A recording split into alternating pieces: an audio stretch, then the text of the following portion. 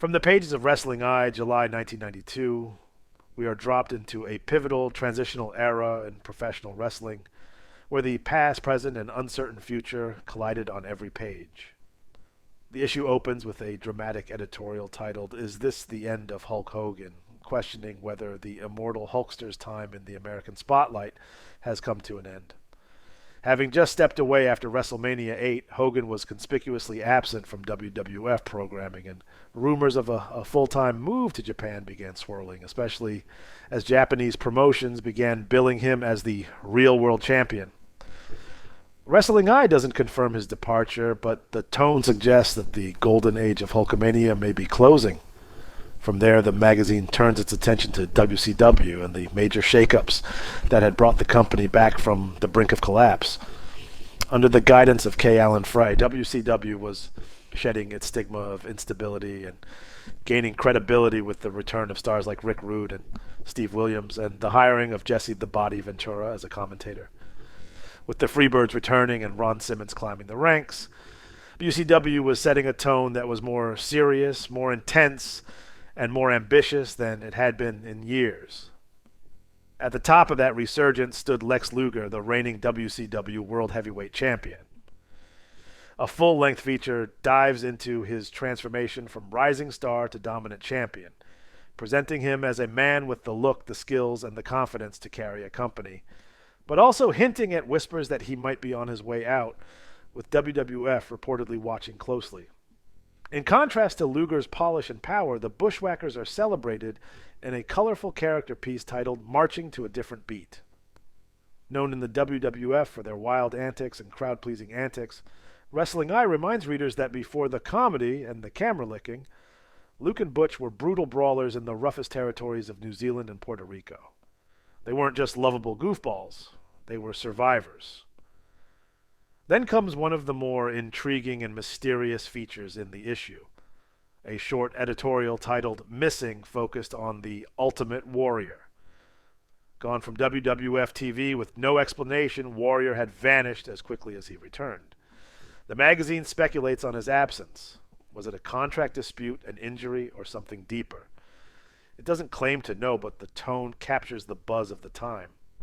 Fans were worried. The locker room was silent, and the future of one of WWF's top stars was completely unknown. We're then treated to a look back at Bob Backlund's quiet post-championship run in the WWA during the mid-'80s, a chapter of his career few fans remember. The article reflects on his technical wrestling, his clean-cut persona, and how he still had the ability to captivate a crowd, even if it was a smaller one under the lights of Dick the Bruiser's Midwestern promotion. And from there, we head straight into the numbers with Wrestling Eye's top tens, three tightly curated rankings that pit the era's best against one another. In singles, Lex Luger tops the chart, followed by Ric Flair, Sting, Bret Hart, and Randy Savage, signaling the tension between WWF's flair for showmanship and WCW's growing legitimacy. In the tag team division, the Steiner brothers take the top spot, edging out the Freebirds, the Natural Disasters, and the Legion of Doom. And among managers, Sensational Sherry leads the pack, followed by Paul E. Dangerously, Mr. Fuji, Jimmy Hart, and others, cementing their roles as not just mouthpieces, but game changers in and out of the ring. The fan mail section, the eye-opener, brings readers' voices to the forefront, unedited and unfiltered. Some praise the magazine's coverage of WCW's turnaround, while others demand more attention to sideline stories like Sid Justice's status, the lack of women's wrestling, and the underrepresentation of certain territories. You can feel the passion in every letter as fans argue about rankings, booking decisions, and the future of their favorites. It's a reminder that in the pre-internet era, the back pages of a magazine were the only way for fans to talk back, and they took that chance seriously. Wrestling Eye then shifts gears to give love to the independents with a feature on the IWA, a smaller but ambitious federation that was helping develop new talent and provide a platform for young wrestlers to be seen and heard in gymnasiums and civic centers around the country. The magazine never forgets its mission to cover wrestling at every level, and this snapshot of the grassroots scene adds depth and authenticity.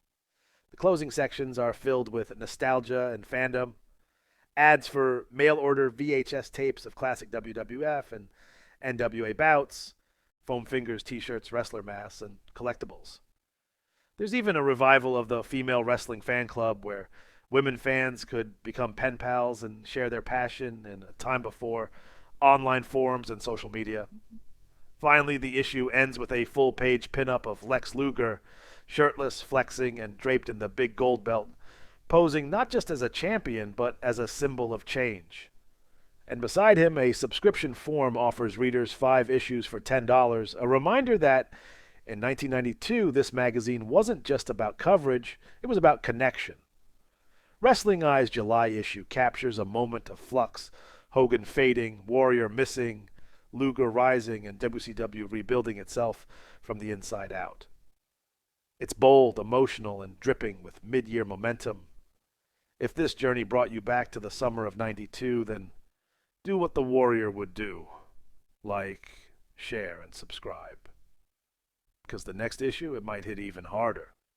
This has been From the Pages, and we'll see you ringside.